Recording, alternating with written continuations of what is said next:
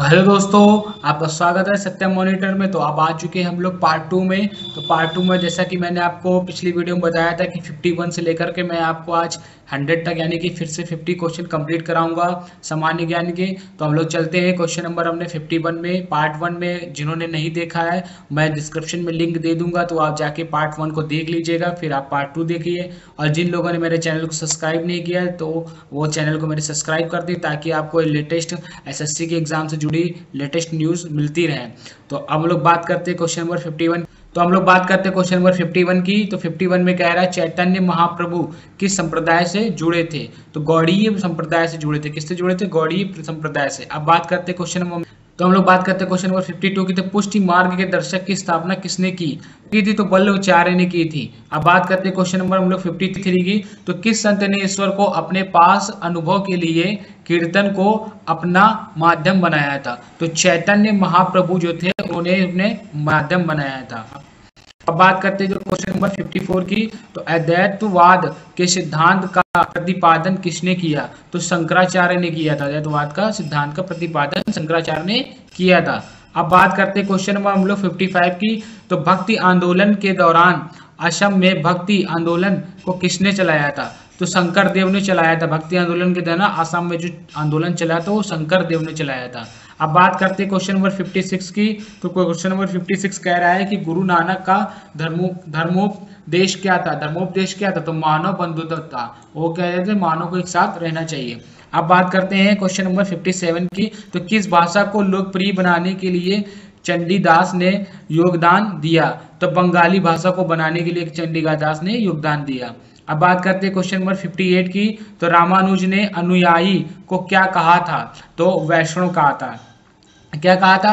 वैष्णव। तो उन्होंने रामानुज ने अनुयायियों को वैष्णव कहा था। बात करते हैं क्वेश्चन नंबर हम लोग 59 की। तो बीजक ने रचयिता कौन थे? तो बीजक के रचयिता कौन थे? तो बीजक के रचयिता थे कबीरदास। अब बात करते हैं क्वेश्चन हम लोग 60 की। महात्मा बुद्ध व मीराबाई के जीवन दर्शन में कौन सी मुख्य विशेषता समान थी? तो संसार का दुख पूर्ण होना, ये विशेषता जो थी वो महात्मा बुद्ध और मीराबाई के जीवन में समान थी। अब बात करते हैं क्वेश्चन नंबर 61 की। तो प्रसिद्ध भक्ति रस कावित्री मीराबाई किसकी पत्नी थी? तो राजकुमार भोजराज की जो क्या थी? पत्नी थी वो। अब बात करते हैं क्वेश्चन नंबर 62 की। तो यदि संस्कृत मातृभाषा है तो क्या मेरी मातृभाषा दस्यु भाषा है? या किसका कथन था? तो एकनाथ का यह कथन था कि संस्कृत मातृभाषा है। और क्या तो मेरी भाषा क्या है? दस्यु भाषा है। तो यह कथन किसका था? एकनाथ का था। अब बात करते हैं क्वेश्चन हम लोग 63 की। तो भक्त तुकाराम किस मुगल सम्राट के समकालीन थे? तो जहांगीर के क्या थे? वो समकालीन थे। अब बात करते हैं क्वेश्चन नंबर 64 की। तो किस संत ने अपनी भक्ति संदेशों के प्रचार के लिए हिंदी का प्रयोग किया था? तो रामानंद ने प्रयोग किया था। अब बात करते हैं क्वेश्चन नंबर 65। तो शिवाजी के आध्यात्मिक गुरु कौन थे? तो शिवाजी के आध्यात्मिक गुरु थे रामदास। अब बात करते हैं क्वेश्चन नंबर 66 की। तो दास बोध के रचयिता कौन थे? तो रामदास थे। कौन थे? रामदास। अब बात करते हैं क्वेश्चन नंबर 67 की। तो गुरु नानक का जन्म कब हुआ था? तो गुरु नानक का जन्म हुआ था 1469 ईस्वी में, यानी कि 1469 में। अब बात करते हैं क्वेश्चन नंबर 68 की। तो गुरु नानक का जन्म कहाँ हुआ था? तो तलवंडी में हुआ था। कहाँ हुआ था? तलवंडी में।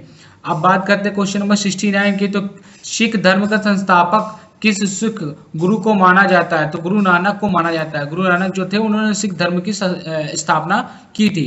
अब बात करते हैं क्वेश्चन नंबर हम लोग 70 की। तो अमृतसर शहर का निर्माण किसने कराया था? तो गुरु रामदास ने कराया था। अब बात करते हैं क्वेश्चन नंबर हम लोग 70 की 1 की। तो किस गुरु को इस्लाम व अपनाने के कारण अपना शीश कटवाना पड़ा? तो गुरु तेज बहादुर को अपना शीश कटवाना पड़ा था। तो इन्होंने इस्लाम धर्म को ना अपनाने के कारण उन्होंने अपना सिर कटवा दिया था। इन्होंने कहा था मैं अपना इस्लाम धर्म नहीं अपनाऊंगा।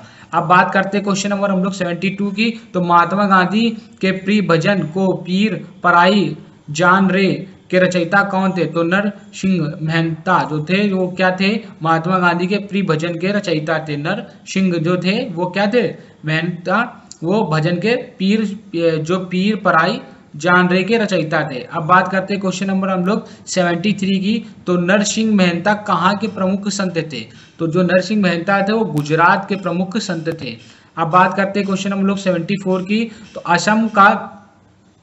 असम का चैतन्य किसे कहा जाता है? तो असम का चैतन्य शंकर देव को कहा जाता है। बात करते हैं क्वेश्चन नंबर 75 की। मुगल शासक मोहम्मद शाह की संप्रदाय की अनुयायी था? तो शिव नारायण का क्या था? वो अनुयायी था। अब बात करते हैं हम लोग क्वेश्चन नंबर 76 की। तो गुरु नानक का जन्म स्थल तलवंडी नामक स्थान अब किस नाम से विख्यात है? तो ननकाना साहब। तो ननकाना साहब से क्या है वो अब विख्यात है। अब बात करते हैं क्वेश्चन नंबर 77 की। तो रामचरितमानस नामक ग्रंथ की रचना किसने की? तो तुलसीदास ने की थी रामचरितमानस की। ये तो आप सबको पता होगा। अब बात करते हैं क्वेश्चन नंबर हम लोग 78 की। तो तुलसीदास का जन्म कहाँ हुआ था? तो बांदा जिले के राजापुर गांव में तुलसीदास का क्या हुआ था? जन्म हुआ था। अब बात करते हैं क्वेश्चन नंबर 79 की। तो रायदासी संप्रदाय की स्थापना किसने की? तो रैदास ने की थी। किसने की थी? रैदास ने रायदासी की संप्रदाय की स्थापना की थी। अब बात करते हैं क्वेश्चन नंबर 80 की। तो दैरास किसके शिष्य थे? तो दैरास जो थे वो रामानंद के शिष्य थे। अब बात करते हैं क्वेश्चन नंबर 81 की। तो निपंख नामक आंदोलन किस गुरु ने चलाया था? तो निपंख नामक जो आंदोलन था वो दादू दयाल ने चलाया था। अब बात करते हैं क्वेश्चन नंबर 82 की। तो सिखों के 10वें गुरु कौन थे? तो गुरु गोविंद सिंह जो थे वो सिखों के 10वें गुरु थे। कौन थे? गुरु गोविंद। अब बात करते हैं क्वेश्चन नंबर 83 की। तो धर्म दीक्षा विधि पहुल की स्थापना किसने की? तो गुरु गोविंद सिंह ने ही क्या की थी? धर्म दीक्षा विधि पहुल की स्थापना की थी। अब बात करते हैं क्वेश्चन नंबर हम लोग 84 की। तो सिखों का प्रमुख त्योहार कौन सा है? तो बैसाखी जो है वो सिखों का प्रमुख त्योहार है। कौन सा है? बैसाखी। आप लोग अच्छे से याद कर लीजिएगा। तो डियर स्टूडेंट और दोस्तों, आप लोग अच्छे से इस वीडियो को देख लीजिएगा और सारे क्वेश्चन को एनालाइज कर लीजिएगा। इससे आपके एसएससी के एग्जाम में बहुत सारे क्वेश्चन आ सकते हैं। आप लोग बढ़ते क्वेश्चन नंबर 85 की ओर। किस सिख गुरु ने पंजाबी भाषा के लिए गुरुमुखी लिपि की शुरुआत की? तो गुरु रामदास ने क्या की थी? इसकी शुरुआत की थी। अब बात करते हैं क्वेश्चन नंबर हम लोग 86 की। तो क्षेत्रफल की दृष्टि से भारत का विश्व में कौन सा स्थान है? तो 7वां स्थान है। क्षेत्रफल की दृष्टि से भारत में कौन सा स्थान है? 7वां। तो जनसंख्या की दृष्टि से भारत का विश्व में कौन सा स्थान है? तो आप सबको पता होगा ये दूसरा स्थान है। अब बात करते हैं क्वेश्चन नंबर 88 की। तो भारत के उत्तर में कौन कौन से देश हैं? तो भारत के जो उत्तर में है चीन, नेपाल, भूटान स्थित है।